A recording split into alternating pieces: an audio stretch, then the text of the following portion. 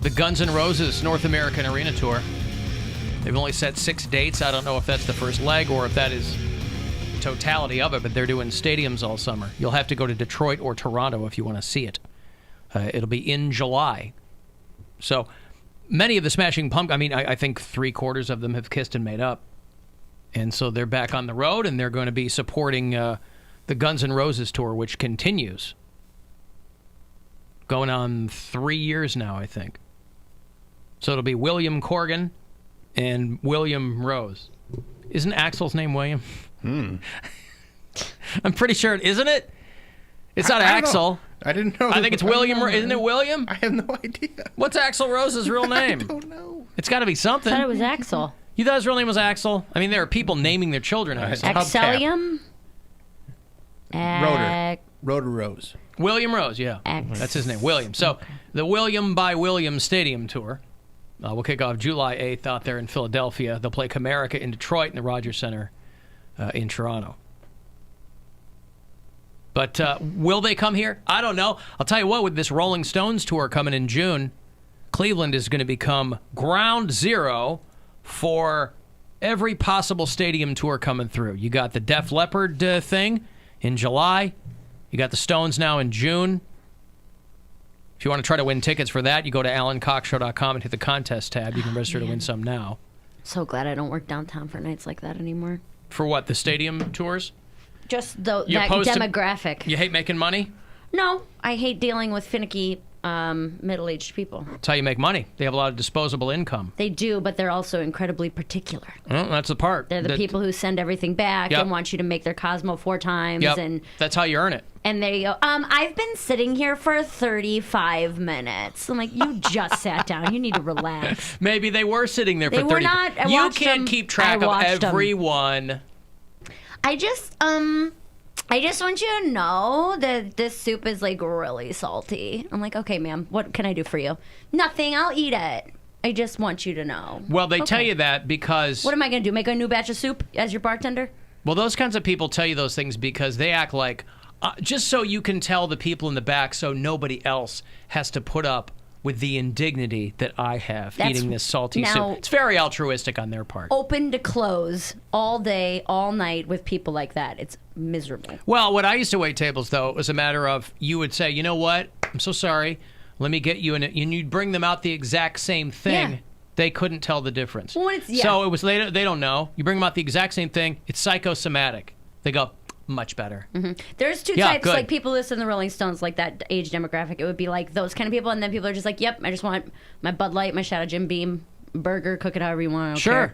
You know what I mean? So there are two sides to every coin, but a lot of, I'll say mostly middle-aged women are very difficult. You'd rather have that than kids who've been drinking for a few years and order the most complex, ridiculous drink you've ever heard in your life? Wouldn't you rather have somebody going, the soup is too salty, rather than somebody going, what do you have that's not too hoppy? You're like, bro, get your drink together. Well, that's in general. I don't know what you like. Right. Why do I have to tell you what you like? Tell me what you want, and I'll get it for you. The inverse of that, I worked at a craft beer place. So I was very well trained, and I dealt with those kind of people all the time. So if someone said, hey, I like hops, I like this, I like that, I can get them pretty much anything they want within a beer or two. Right. If that makes sense. Good for them if they happen upon the bartender who moonlights at a craft beer place, but most don't. No, I'm saying that place was the place that I worked downtown. Yeah, but what I'm saying is you expect those people in that place. Correct. Right. But when they're out messing around at dive bars and stuff, no, that's very annoying. Saying every group of people has got their particular kinds of things, man, that they want. I don't know what to tell you. Also, I feel like that age demographic is of the mentality where 10 to 15% is more than enough for a tip, regardless of how busy you are, how good of service you give them. If they leave you 10 on 90, they're like, this is something that I had to explain to Grandma, that I tip 20% no matter what. And she's like, but what if the service is bad? I'm like, it's no matter what. Mm-hmm. It's not. You get more. 20% from me is an insult. Yeah. Like, if I give you 20%, I'm probably not happy with the way that things went. Yeah. I do 20%, and then I'll throw a little on top of it if it's great service. Yeah. Really? But, really? Yeah. I almost never tip more than 20%. Really? Yeah. Even if it's great? How great is service going to be? Well, I mean, you just get along. The person's like, they leave you alone. They're not too buggy. They do what you need to do. Make your drink right. Food comes out perfect. All stuff you're supposed to do. Right. Yep. Okay. 20%. That's fine. I mean, it depends. If let's say my bill is, I guess it comes down to what the tip is going to be. If my bill is say $50, $15, I could easily tip 10. You know what I mean? Yeah. But if my bill is $250, you're going to get 20% from me. Yeah. I don't, you're all those things. And I was in the service industry for a long time. Right. So it's like back in the day, you were lucky if you got 20%. When I was waiting tables at a white tablecloth joint, 10 to 15%. Well, that's those same people now. They've been doing the same thing for years and years and years, where they're just like $1 or whatever. It's $19. They leave you $1.50. I'm just like, dude, what are you doing? Like, jerks.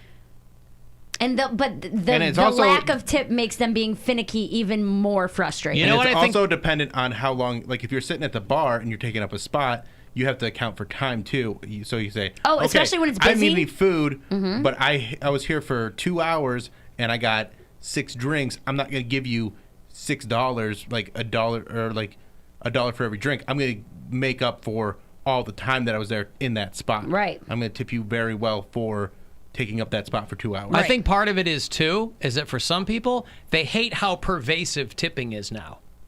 What do you mean? There's a jar at Starbucks drive-thru. Oh, yeah. There's a jar at your donut shop. There's a jar at the thing. There's a jar at the, people are broke. Well, whatever. I'm just saying, I think there are people who are like, I'm not putting $1. I paid for, I paid for my coffee. Right. I'm not, if you're buying... But I think that's different than a full-service experience. I agree. That is, yeah. But it used to just be at a full-service restaurant where you would tip your waitress. Right. Now, I'm just saying, there are some people who are like, it's too much. It's like financial political correctness to some people. Right. Right? I'm not going to tip at Dunkin' Donuts. Thank you, Wasn't the allure of Uber when it first started was like, oh, no need to tip. Everything, everything is taken care of. Like, you just have the app and you drive. The allure of Uber was that you didn't have to drive when you were drunk. Well, I just thought... But like when it started out, you there didn't was have no to tip. Yeah, there was no tip in it. There was no tipping. I think tipping only started when their competition Lyft had like a tipping tab. And then I think right after that, they were like, oh, okay, well, our drivers are all going to leave us, so let's give them a tip now, too. So that's honestly when it started, because I remember when Uber did not have a tip at all. Well... The company bleeds money, so they're either going to go away or they're going to change so much. I don't care about the company. I care about the person that's driving me.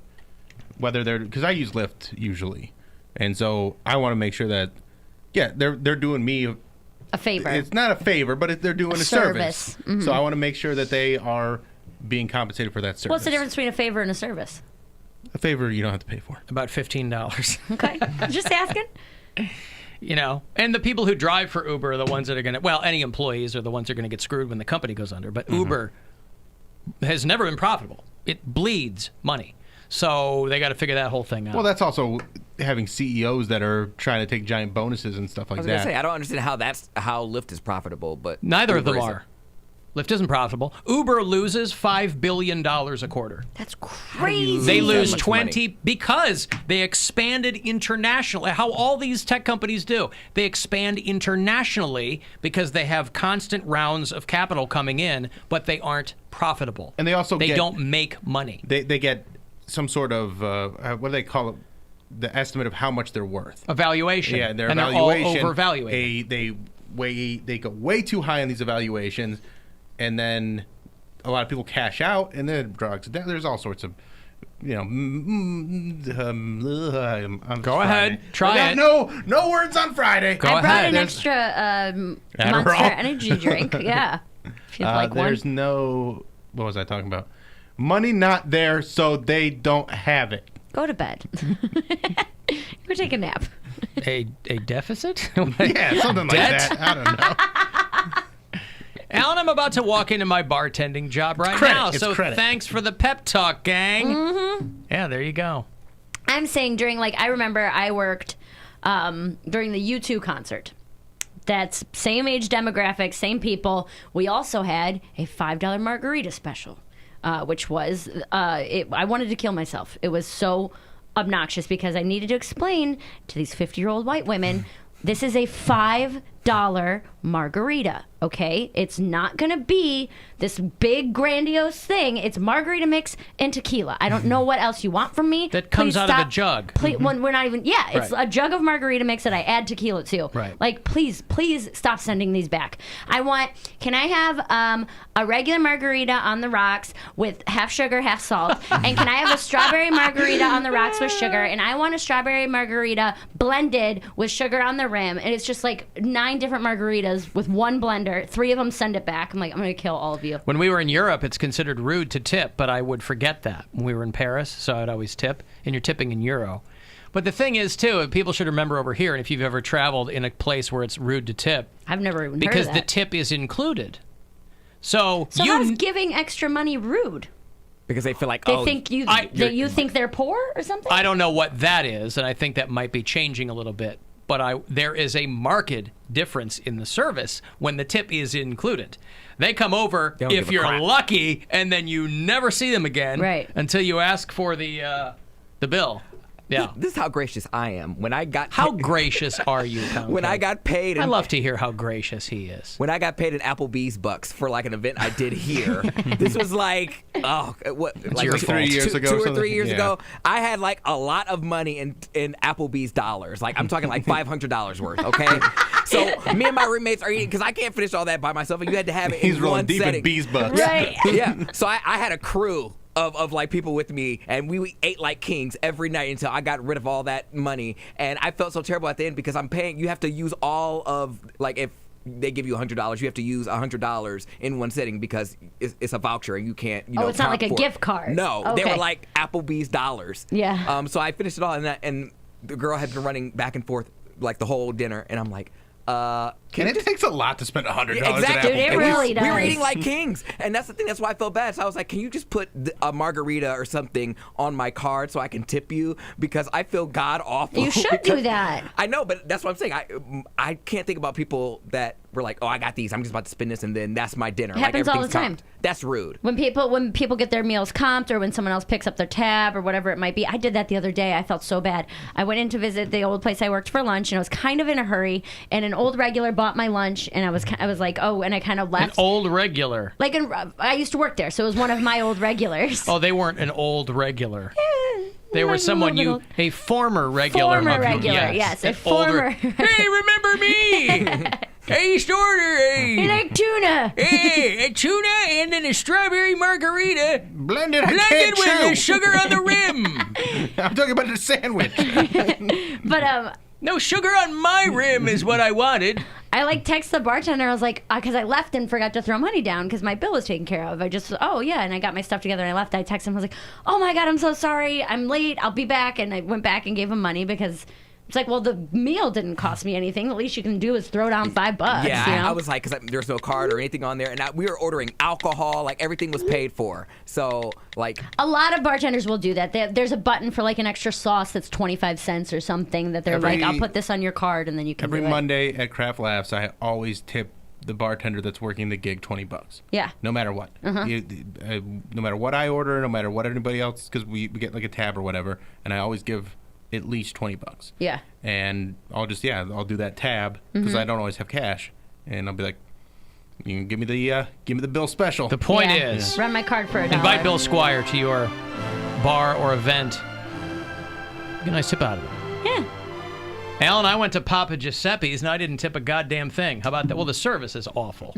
That's what we prided ourselves on. You keep popping off wise. I'm fitting to go upside your head with a baseball bat. Hey, it's Papa Giuseppe's Chicken Tablecloth Pizzatorium. Right. We should order pizza today. Doesn't that sound good? Sunday is National Pizza Day. I thought you were having a hot dog tonight. Well, I didn't say I couldn't do both. No, order pizza. Well, how about pizza? Hot dog pizza. Hot dog pizza. Hot dog pizza. Hot dog pizza. Hot dog with pizza as the bun.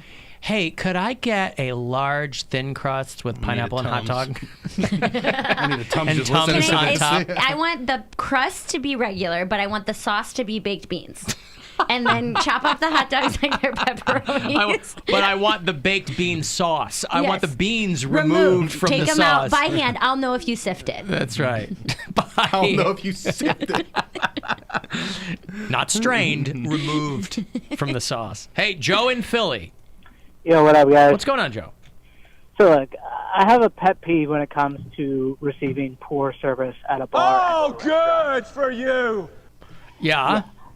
So, I mean, I'm about as old as Mary is, 35. So I'm just confused. He's an old regular is what he's trying to say. I'm 30, but continue. No, she's not. She's lying. Mm. So at this point, you kind of know what is good service, what is bad service, what is in control, what can a waiter and or waitress control within their means that's not due to the kitchen or due to the well being full. You know what good service is and what can be controlled and how to provide that to a customer. So when you get bad service, why would you not tip bad? Why would you just give them 20%? I'm not saying don't. If you get horrible service and the person just flat out is bad at their job, they don't come back, they're not considerate, they're not bringing you whatever refills or this or that, or they drop off your food, never check if it's right. Obviously there's extenuating circumstances. I guess I'm saying if I get fine service where the person just brings my food, checks on me, and then brings the bill, and that's the end of it, I'm going to tip 20% still. Poor service, if someone is bad at their job, I understand that. Yeah, I understand that. Bill, you were making it sound like, oh, yeah, just give money. Give money. I mean, I still give them something, and I won't... oh, yeah, give them money. But I also have, really... you really have to be very, very bad if I'm going to give you a bad tip. That's true. You have to be terrible, and upsettingly bad. It's got to be real bad. Yeah. I'm also an easy patron, too. I don't ask for a lot. I'm not, trying to flag you down. I'm there to eat and drink, and I'm going to be patient about it. Mm-hmm. Yeah, I mean, I leave a Susan B. Anthony on the coffee. Yeah, tipping coins. Plate. There you go. Sure. Throw that $2 bill out there. Yeah, nice crisp deuce on the table. The dollar, not me. I don't leave a deuce on the table. I apparently insulted a man's wife who was a Thai masseuse. So I was in Thailand for a while, got amazing Thai massages, found a Thai masseuse. She worked out of her home, but her husband booked the deals, and I didn't tip her because I was like, oh, she's from Thailand. She knows. She don't get a tip. And her husband basically added $50 response. Is your phone getting a Thai massage right now, Joe? You're cutting out. Sorry, but I can't understand you. Thank you, Joe. It's Joe in Philly. Hey, Rick. Yes, how you doing, Mr. Allen? What's going on, Rick? Oh, yeah, I was talking about the restaurant business. Oh, boy. Also. Yeah, were you a waiter at any point? I was a bus boy. You were a bus boy, which means you took the bus to and from work? Not that kind of bus boy. Bus and table. You're a bus man. Yeah, he's a busman. Table. All right. But anyway, the way this particular restaurant, the way we did was, we was assigned to a certain station for that waitress. I guess that's the proper word you would call still. Yeah, sure. Okay, then we would have to make sure water glasses was at each station. Yeah. Okay, now, we got our regular pay, all right? But when we do room service, whether it's afternoon, evening, or morning service, that tip that we get from doing room service comes to us. This is at a hotel? Yeah, it's a hotel restaurant. I gotcha. Because a bus used to get tipped out by the bar and the server. Mm-hmm. Mm-hmm. Okay. Now at the end of the day, we had to keep ice water for every station, different waitress stations. So at the end of the day, okay, I get my regular pay, my room service tips come all the way to me. Yeah. And then at the end of the day, all the waitresses have to give me a tip. All because of the ice water? Yeah, we would get ice water. You know how you put the ice in the glass and. Yeah, I'm familiar with the concept of ice water. I was just curious how that worked into the whole tipping thing. Yeah. Yeah, right. Because we have to make sure all stations have ice. Yes, properly hydrated. Right. Okay. Thank you, Rick. I appreciate. Well, that's the other thing with servers is that a lot of the time they're not keeping 100% of the tip that you give them. So at the end of the night, I would have to tip out the food runner 1% of my sales, not 1% of my tips. So if my sales were $1,000, whatever, you know what I mean? I have to tip the. There's no way to know. What a tangled web. What a tangled I would have web. to tip the food runner $10. I would have to tip the busser $10, and then I would have to tip the bartender 2%, $20. How much did you tip the guy who kept all the ice water glasses full? Well, if that was the busser's job, 1% of your sales. So that's when per ice cube. Per ice cube. Yeah. So when people would only tip 10%, really the server's only getting 6% of that. Yeah. So what I'm saying is that be nice.